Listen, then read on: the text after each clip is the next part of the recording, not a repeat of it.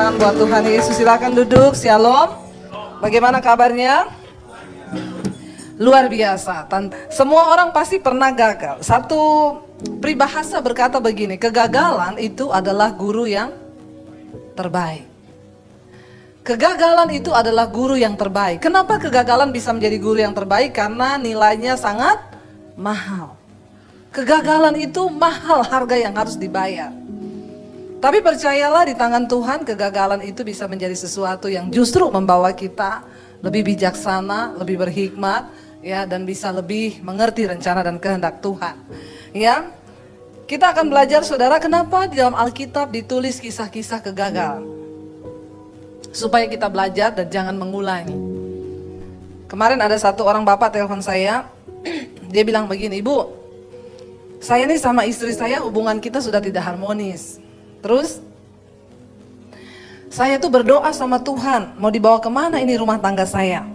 Dia tidak melayani saya lagi." Lalu saya bilang, "Mungkin bapak ada salah sama istri." "Ya dulu saya pernah salah sih, saya pernah selingkuh." Lah itu pasti istri juga sakit hati, kecewa.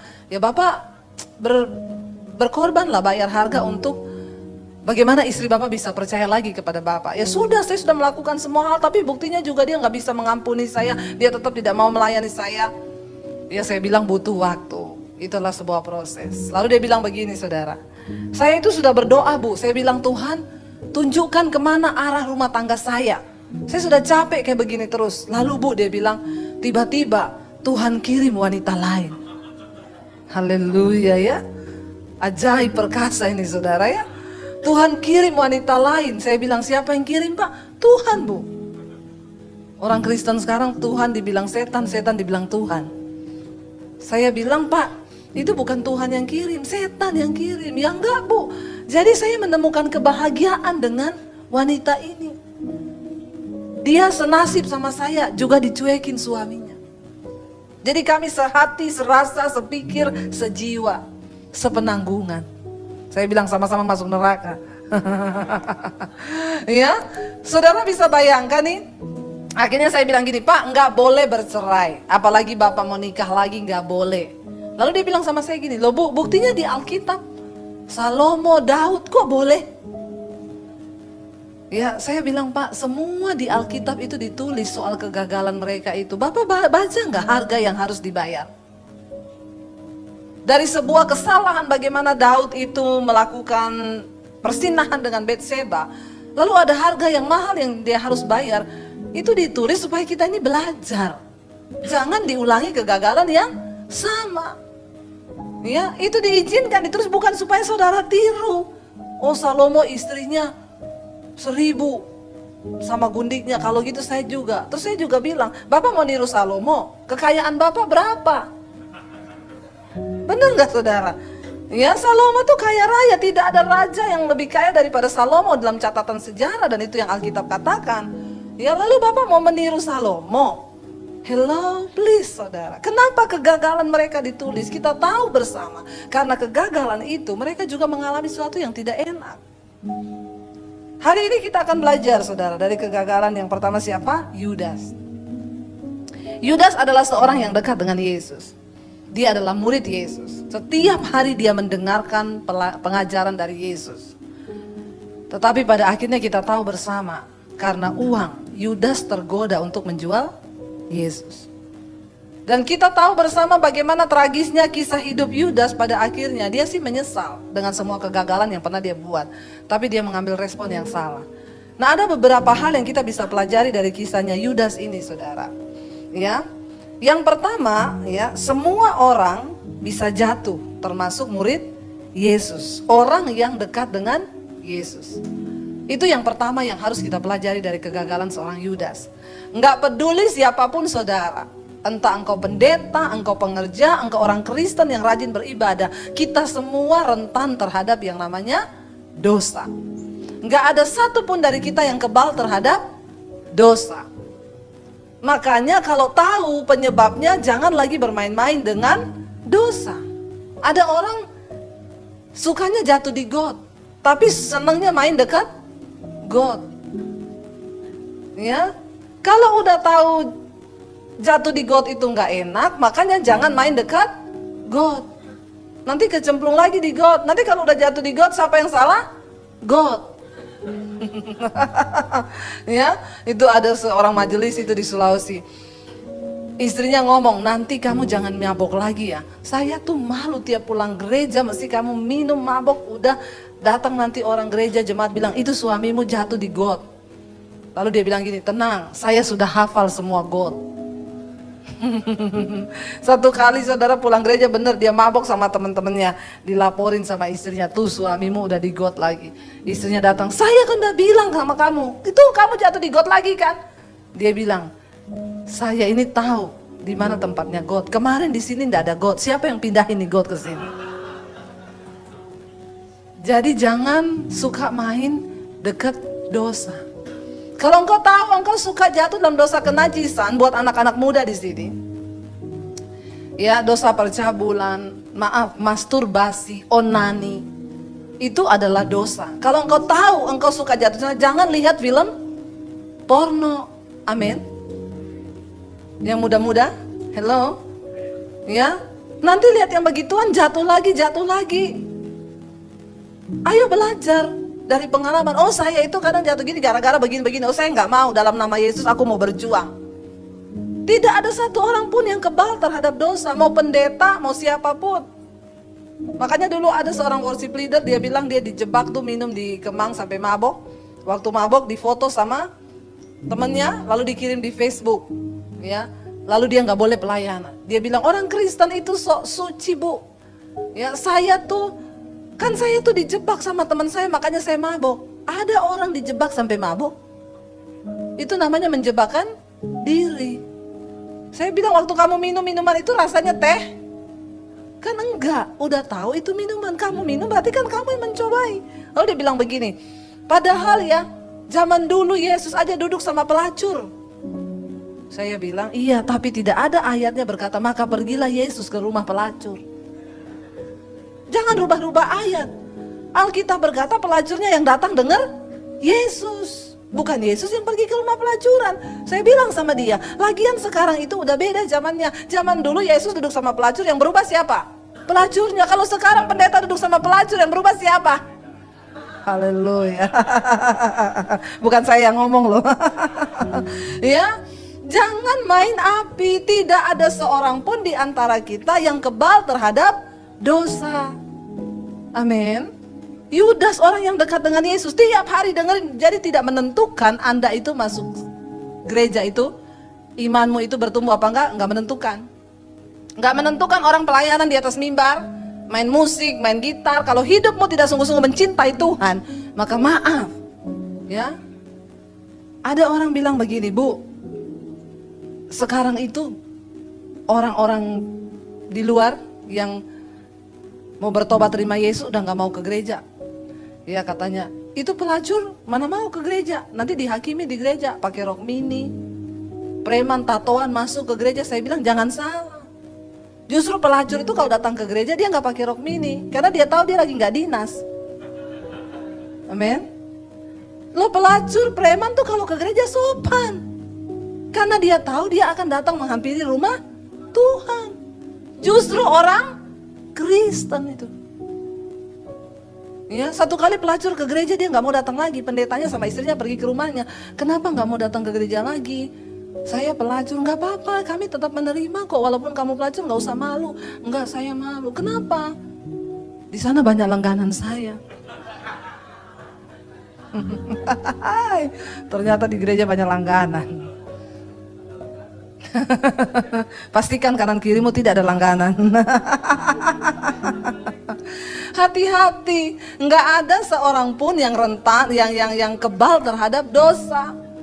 Ya, yang pertama kita belajar dari kegagalan Yudas, semua orang bisa jatuh dalam dosa, sekalipun murid Yesus. Yang kedua, apa yang kita bisa pelajari dari kegagalan seorang Yudas? Yang kedua, satu saat orang itu bisa mengkhianati kita, entah itu pacar, teman, suami, istri, orang tua sekalipun bisa meninggalkan kita. Makanya kalau kita tahu hal itu, enggak usah terluka, karena Alkitab sudah bilang memang manusia itu pasti mengecewakan. Jadi nggak usah terlalu dalam, alay, lebay. Satu saat orang yang kita sayangi akan meninggalkan kita, bahkan mungkin mengkhianati. Ya, itu akan terjadi. Berapa banyak yang pernah dikhianati di sini? Ya, bagaimana rasanya sakit dikhianati? Sakit oleh sahabat, oleh teman, itu tidak mudah. Tapi kita harus belajar bahwa Yesus mengajarkan kepada kita, berkatilah orang yang menyakiti kita. Dari orang-orang seperti ini kita bisa belajar untuk melakukan firman Tuhan. Saya berdoa supaya kita semua di sini belajar. Ya, apapun yang kita alami, ya buat yang muda-muda di sini di tempat ini, jangan pernah engkau bersandar kepada orang lain, termasuk orang tua. Beberapa waktu yang lalu saya baru baca lagi kemarin kisah di Bandung, ada seorang ibu yang meninggal. Lalu 2 anaknya merasa terpukul dan mereka bunuh diri. Karena meninggal mamanya. Ya, saudara lihat. Kenapa? Karena orang itu nggak siap. Banyak orang yang tidak siap. Kita harus mempersenjatai diri kita bahwa orang di sekeliling kita, orang di terdekat kita pun satu kali bisa mengkhianati kita. Kenapa Tuhan izinkan? Ya, kenapa diceritakan tentang kisahnya Yudas ini? Karena itu nanti akan banyak terjadi dalam hidup kita. Yesus yang adalah Tuhan, kurang apa dia mengajar dengan penuh kuasa? Harusnya itu kan masuk ke dalam hati murid-muridnya. Tapi Yudas masih mengkhianati dengan ciuman lagi. Seringkali orang yang kita anggap baik, ya, yang kita percayai itu akan diizinkan Tuhan mengkhianati dan bahkan nusuk kita dari belakang. Tapi nggak apa-apa. Jalani semua proses itu sebagai bagian bentuk proses Tuhan yang diizinkan dalam hidup kita. Amin. Supaya kita menjadi lebih dewasa. Kalau kita disakiti sama musuh kita itu udah biasa, namanya juga musuh pesaing. Tapi disakiti sama orang terdekat itu nggak enak. Suami mengkhianati istri itu nggak enak. Istri mengkhianati suami itu nggak enak. Tapi ketika itu terjadi, apa yang harus kita lakukan? Kemarin saya melayani ada seorang ibu yang suaminya selingkuh dan dia merasa terpukul luar biasa. Dia bilang, saya tidak pernah menyangka Bu, suami saya itu orang yang sangat-sangat baik. Dan sekarang suaminya udah bertobat sampai berlutut di kakinya memohon pengampunan. Tapi ini ibu bilang, enggak, saya enggak bisa mengampuni. Saya benar-benar merasa tertipu dan terhianati. Saya bilang, Ibu, Tuhan izinkan itu terjadi supaya dari sini kita bisa belajar mengampuni. Tapi ini terlalu sakit. Iya, semakin sakit, semakin ibu melakukan firman, semakin nilainya itu luar biasa di hadapan Tuhan. Ketika sesuatu akan dibentuk menjadi sesuatu barang berharga, itu enggak mudah. Saudara tahu kenapa berlian itu mahal harganya? Itu proses pembuatannya, pemanasannya, itu luar biasa. Makanya dia bisa berkilau. Nah kita, Alkitab berkata, kalau kita mau dipakai Tuhan, maka kita harus rela, diizinkan mengalami hal-hal yang tidak enak bagi daging kita.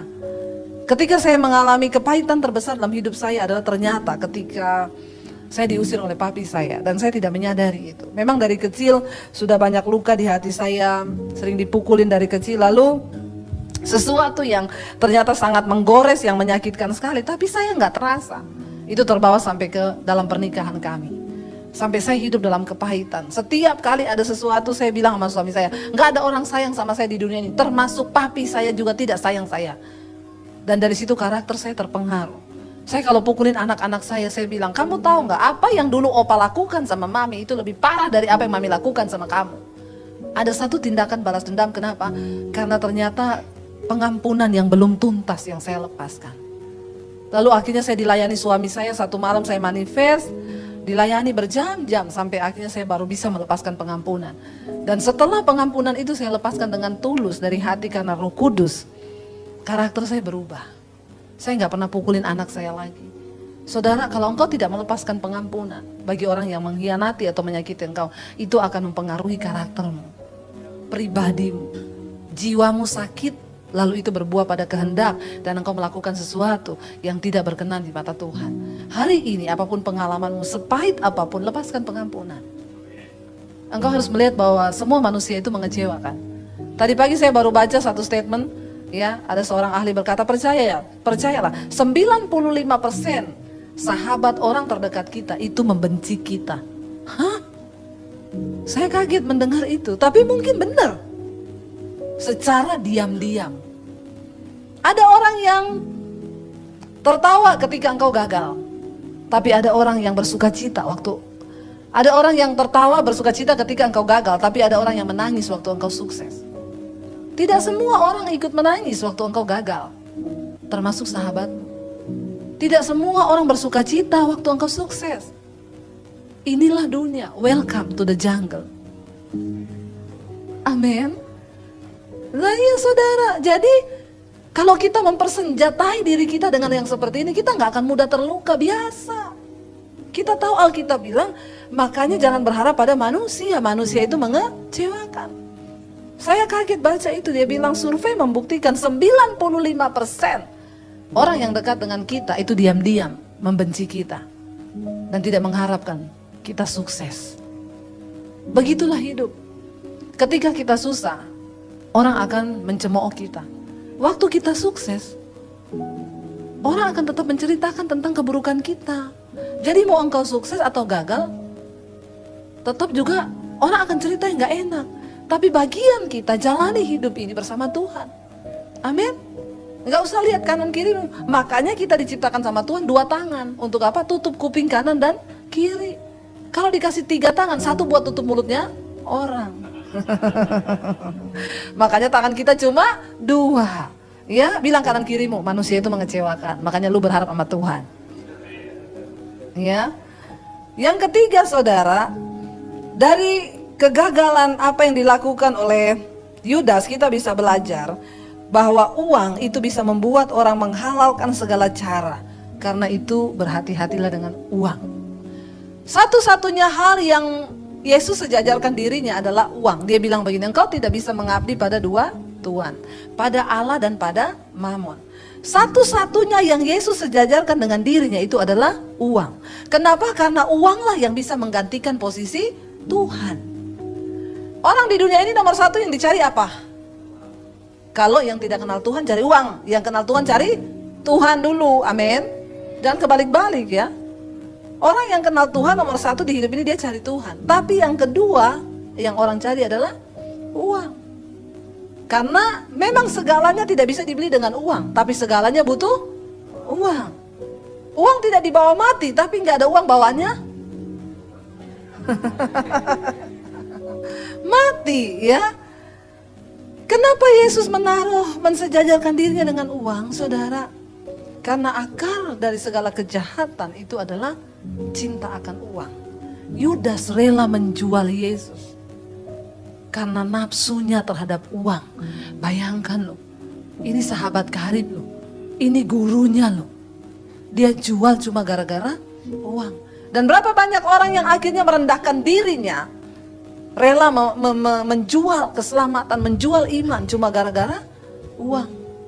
Ya, berapa banyak sekarang Indonesia ini lagi bersih. Ya, kita terkaget-kaget melihat bagaimana uang itu bisa menguasai orang-orang, saudara. Dan makanya bangsa ini tidak pernah mengalami yang namanya kemakmuran karena uang. Sebenarnya uangnya bangsa ini banyak sekali, tapi diputar-putar hanya oleh sekelompok orang yang memang cinta uang. Uang itu sangat berbahaya. Segalanya butuh uang, tapi tidak semua bisa dibeli dengan uang. Saya suka dengan pengkhotbah pasal yang ketiga. Dia bilang begini, aku telah melihat sebuah kesia-siaan di bawah matahari ini. Pekerjaan yang diberikan Tuhan kepada anak-anak manusia itu hanya untuk melelahkan diri. Karena semakin banyak orang memiliki harta, semakin banyak pula yang menghabiskannya. Saya retret di puncak, pinjam villa. Saya tanya sama penjaga villanya, Pak, yang punya villa sering datang ke sini enggak? Enggak pernah, Bu. Jadi yang tinggal di villa ini siapa? Saya dan keluarga. Anaknya datang langsung lompat ke kolam renang berenang. Bapaknya yang penjaga villa duduk di samping kolam menikmati secangkir kopi. Mamanya goreng pisang di belakang. Sesekali dia datang bawa pisang goreng, mereka bercengkrama di samping kolam. Betapa bahagia keluarga ini. Saya bilang, Pak, jadi kalau ada perbaikan, ada yang rusak, saya tinggal SMS yang punya villa. Plafon rusak, Pak, saya udah tanya tukang biayanya berapa, 3 juta, oke, saya transfer.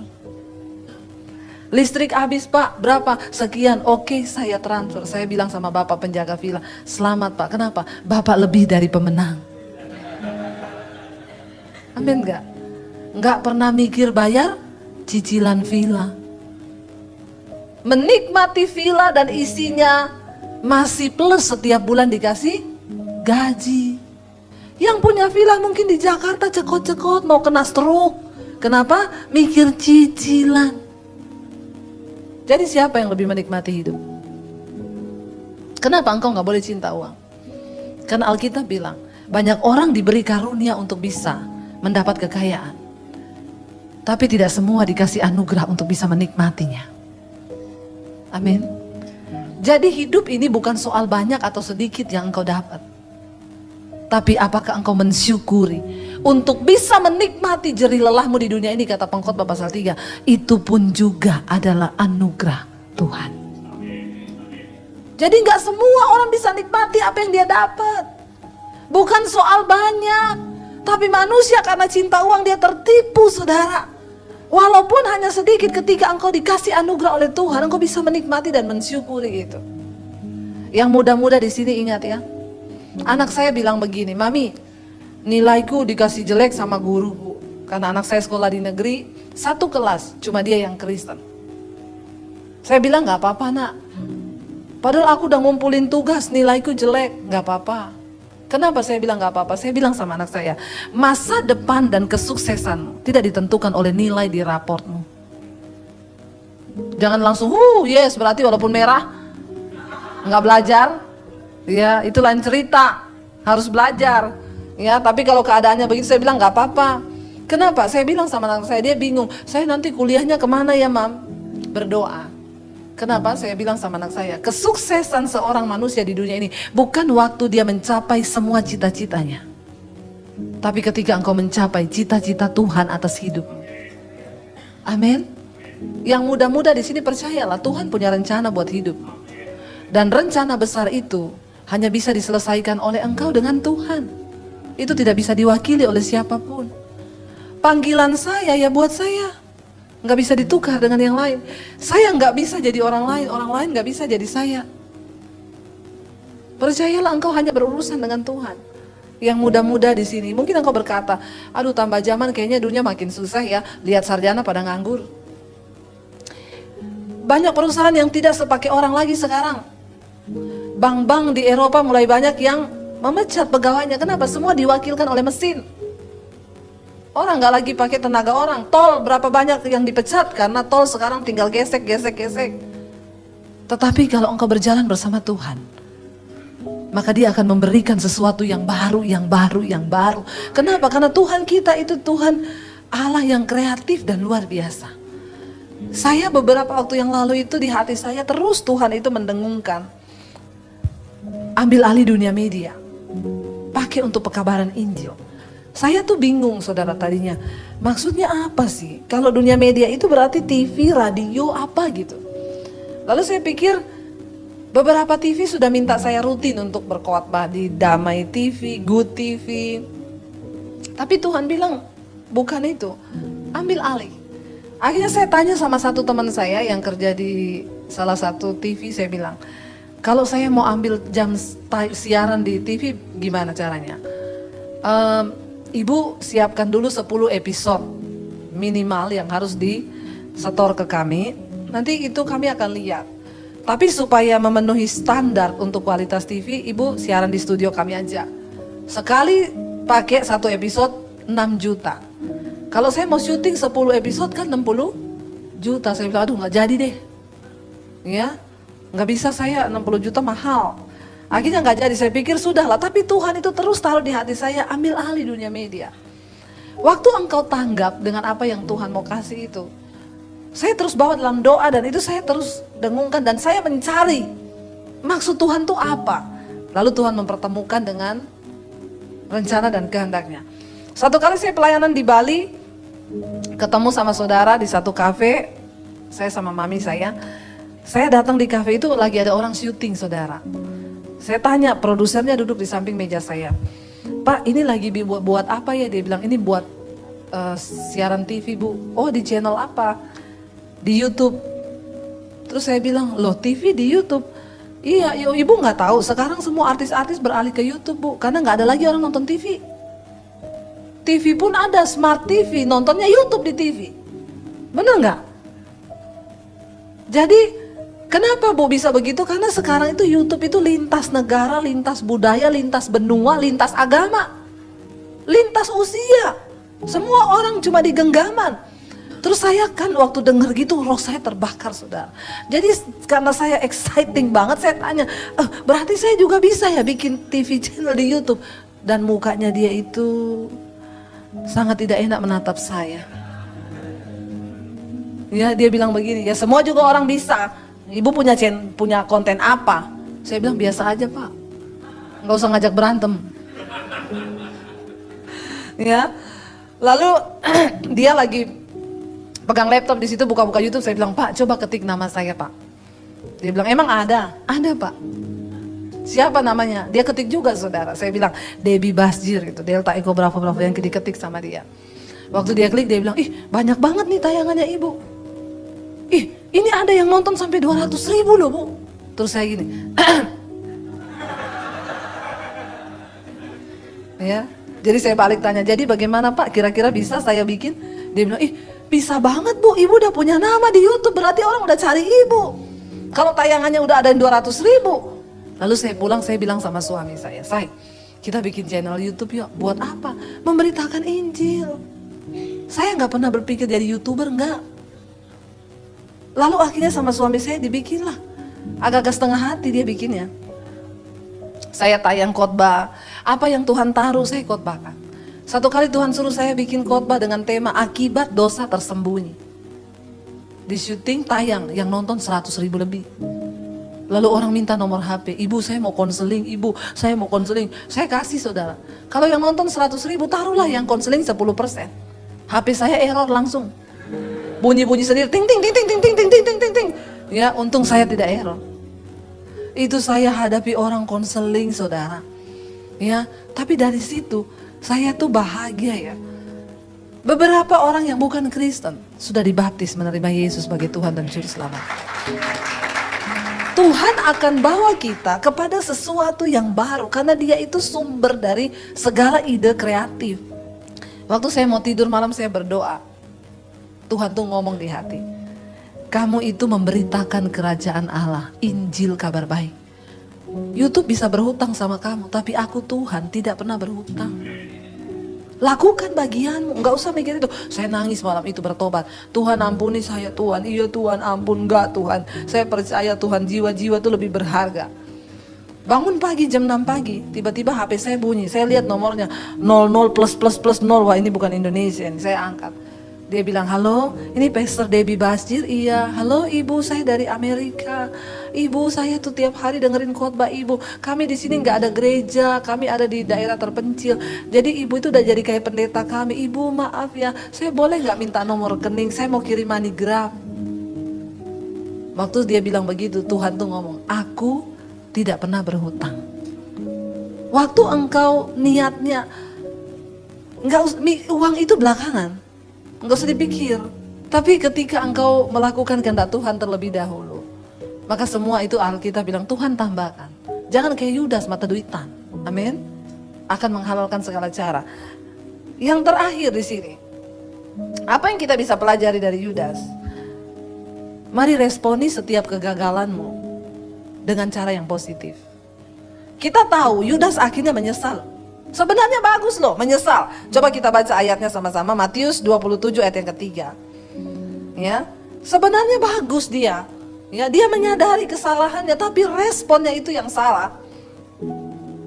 Matius 27 ayat yang ketiga berkata begini. Kita baca sama-sama. 1, 2, 3.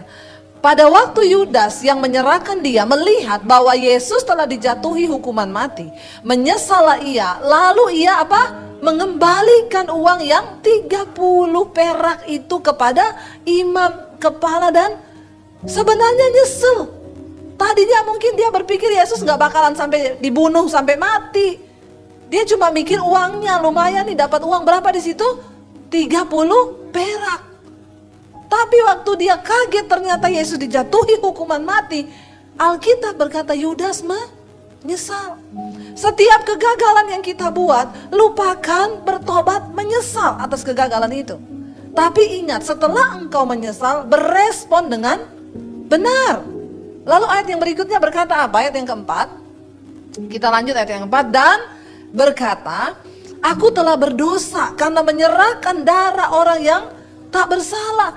Tetapi jawab mereka, apa urusan kami dengan itu? Itu urusanmu sendiri. Ayat 5. Maka ia pun melemparkan uang perak itu ke dalam bait suci, lalu pergi dari situ dan menggantung diri. Semua kegagalan, kesalahan yang terjadi itu tandanya kita ini masih manusia.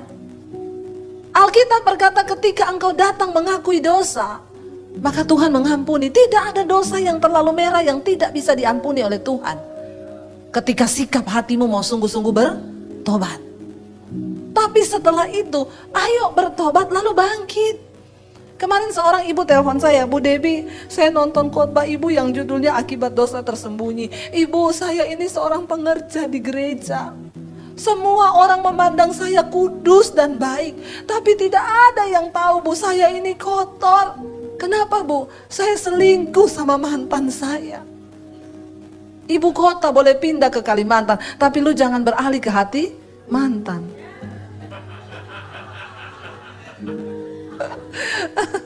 Ya, saya bilang. Terus dia telepon saya itu sambil nangis, gak berhenti dari awal. Terus, ibu saya berdosa. Itu yang ibu khotbahkan itu saya. Dia nangis. Saya bilang gak apa-apa, nangis, Bu. Nangis, Tuhan mengasihi engkau. Makanya engkau lihat khotbah saya itu. Karena Tuhan mau berbicara secara pribadi. Dia bilang, masa Tuhan mengasihi aku? Aku kotor, Ibu. Aku kotor, aku malu sama anak-anak. Aku mengkhianati suami. Ibu, sekarang engkau sudah bertobat kan? Dan Ibu telepon saya itu sebagai wujud bahwa Ibu menyesali semua kegagalan Ibu. Apa yang harus saya lakukan sekarang? Bangkit. Bilang sama iblis, jangan engkau intimidasi aku karena Yesus sudah mengampuniku. Apa yang harus saya lakukan dengan mantan saya? Blokir nomornya. Sudah, Bu, tapi masih kelihatan. Dan dia sering telepon pakai nomor lain dan SMS pakai nomor lain, ngomongnya aku kangen, ayo ketemuan. Kalau begitu ganti nomor HP. Tapi itu HP sudah banyak yang tahu. Ibu mau keluar apa enggak? Iya mau. Ya udah ganti nomor HP, Ibu kabari itu nomor-nomor yang penting di situ dicatat. Kabari saya sudah ganti nomor ini. Lalu itu nomor buang supaya tidak ada hubungan lagi. Bangkit dari kegagalanmu. Sepanjang telepon dia nangis sampai terseduh-seduh, saudara. Saya bilang Ibu berespon dengan benar. Ya, kenapa? Dosa itu pencabut damai sejahtera dalam hidup kita. Bukan orang kaya yang berbahagia, orang yang hidup dalam kekudusan. Walaupun engkau kaya kalau banyak dosa, nggak bisa tidur. Apalagi udah miskin banyak dosa. Ya, lebih menderita lagi hidupmu. Walaupun kita nggak punya duit, makan nasi sama sambal, asal hidup dalam kekudusan, ayem hati tentrem. Kok nggak amin? Belum mengalami makan nasi sama sambal? Ya, benar saudara. Bukan orang kaya yang berbahagia, tapi orang yang hidup dalam perkenanan Tuhan. Alkitab berkata akhirnya Yudas nyesel dia buang uang itu. Coba kalau dari awal gak usah ambil uang. Tapi Yesus gak mati. Tapi saudara, kita melihat di sini ya. Ayo kita belajar. Semua kegagalan di Alkitab ditulis supaya mendatangkan hikmat bagi kita yang membacanya. Yudas datang bawa uang 30 perak itu. Lalu akhirnya dia lempar. Ya. Dia bilang ini adalah uang hasil uang aku menyerahkan darah orang yang tidak bersalah. Ayat yang kelima dan keenam kita baca yang terakhir. Di sana dikatakan begini saudara. Ya, setelah dia melakukan segalanya dia menggantung diri. Tadi Matius 27 ayat yang kelima dan keenam sekarang. Maka imam-imam kepala mengambil uang, maka jangan mempermainkan saya. Ayatnya berganti-ganti ya. Ayat 5, maka ia pun melemparkan uang perak itu ke dalam bait suci, lalu pergi dari situ dan menggantung diri. Ayat yang ke-6, yang terakhir baca, imam-imam kepala mengambil uang perak itu dan berkata, tidak diperbolehkan memasukkan uang ini ke dalam peti persembahan, sebab ini uang darah. Jahatnya uang dan jahatnya hati orang yang cinta akan uang berujung pada kematian dan bunuh diri. Mari kita berespon dengan benar terhadap segala kegagalan kita. Engkau bisa jatuh tapi bangkit lagi. Tuhan gak pernah menghitung berapa banyak kali engkau jatuh, tapi dia selalu tunggu kapan engkau mau bangkit kembali untuk hidup dalam kekudusan. Anak-anak muda sekarang itu apa-apa dikit bunuh diri. Ya, soalnya kebanyakan nonton film. Ya, kemarin tuh di Solo, saya pulang ke Solo, anaknya kakak ipar saya, temennya kakak ipar saya itu anaknya gantung diri. Perempuan, kenapa? Skripsinya ditolak 2 kali sama dosen. Hello, skripsi ditolak, dunia belum berakhir, amin. Ada yang bunuh diri, kenapa? Cinta ditolak. Aduh, saudara, please deh. Ya cuma gara-gara cinta, gara-gara skripsi. Emang dunia itu selebar daun kelor? Coba buka cara pandangmu. Makanya ini yang muda-muda ini saya mau bilang ya, engkau itu banyak berdoa, banyak berubah hidupmu. Karena anak-anak muda sekarang itu kebanyakan lihat HP terus di rumah. Bertobat. Amin. Ya. Yang muda-muda ini jangan terikat dengan HP, main game terus. Mau jadi apa ke depan ini, memang anak generasi kita ini perlu kita doakan. Anak muda sekarang bedanya sama kita dulu ya. Kita dulu itu pulang sekolah masih main yang berlari-larian. Sekarang anak muda sekarang olahraganya cuma jempol. Iya apa iya?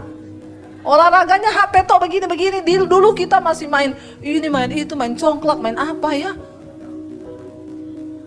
Yang pertama, kita tuh dulu sosialisasinya bagus. Anak sekarang pulang langsung di kamar. Nggak keluar rumah lagi, nggak ngeliat mama papanya. Begini semua di dalam kamar. Ya, hati-hati loh. Yang kedua, sekarang itu makanannya gila-gilaan. Kita zaman dulu belum ada itu boba-boba. Kan ini yang tertawa-tertawa ini tiap hari pesen pakai GoFood. Ya, kita zaman dulu mana ada minuman kayak begituan. Minumannya kita dulu yang sehat-sehat, belum ada yang kayak begitu-begitu. Ini zaman sekarang makanannya, jadi ke depan itu generasi itu banyak yang kena diabetes loh di usia muda. Saya kaget, anak saya bilang gini, Mam, teman saya masuk rumah sakit, kenapa diabetes? Hah? Kelas 6 SD? Kena diabetes kelas 6 SD? Iya, orang tiap hari makannya boba 3 kali sehari. Udah kayak makan nasi tuh. Ya, kita zaman dulu belajar kelompok di mana? Di rumah. Cemilannya apa? Pisang goreng, singkong goreng, goreng sendiri. Anak sekarang, anak saya, Mam, mau belajar kelompok di mana? Kafe. Sambil ngopi. Gondok gak? Kita dulu belajar, saya bilang enak banget Ji. Iya, emang teman-temanku udah pada ngumpul tuh di kafe. Beneran belajar? Iya, beneran belajar. Anak sekarang itu, jadi saya mau bilang sama anak muda-muda sekarang ya, rubah loh cara hidupmu. Karena ke depan ini, bener generasi ke depan itu, ya aduh. Apalagi guru mereka sekarang Google. Kalau dibilangin, kamu jangan pacaran dengan yang tidak seiman. Kenapa? Dia cari di Google. Pacaran dengan yang tidak seiman. Google bilang, boleh, yang penting sehati, serasa, sejiwa. Tidak apa-apa. Lalu dia bilang sama mamanya, saya udah cari di Google, gak apa-apa kok mah. Hati-hati loh. Anak saya tuh, pagi-pagi bangun, Mam, aku tadi malam, tengah malam gak bisa tidur. Kenapa? Sakit mah, sakit lambungku. Kamu kenapa gak bangunin mami? Aku udah cari di Google kok. Maksudnya, aku langsung buka Google, Mam. Cara mengatasi sakit lambung. Terus di situ ditulis minum air gula, air hangat. Saya ke dapur bikin air gula, air hangat saya minum, terus udah agak enakan. Terus kamu nggak berdoa? Ya berdoa. Ya, hati-hati sekarang. Generasi sekarang ini kita berdoa. Mari berespon dengan benar terhadap setiap kegagalan. Kegagalan itu wajar terjadi, tapi jangan hidup di dalam kegagalan itu. Hari ini engkau yang sedang jatuh, bangkit, ya. Dan lihat rencana Tuhan yang besar atas hidupmu. Amin. Yuk kita bangkit berdiri bersama. Terima kasih Bapak buat sore hari ini.